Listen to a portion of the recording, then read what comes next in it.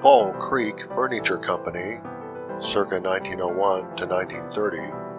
at one time employed 500 people,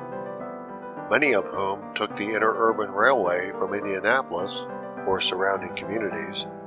to work at the factory, which was located along Old State Road 67 near Bridge Street in Mooresville, Indiana. This was later the site of Automotive Armature, 1944 to 1993, which also operated at the former nearby site of the Indiana Brass and Iron Bed Factory, 1901 to 1916.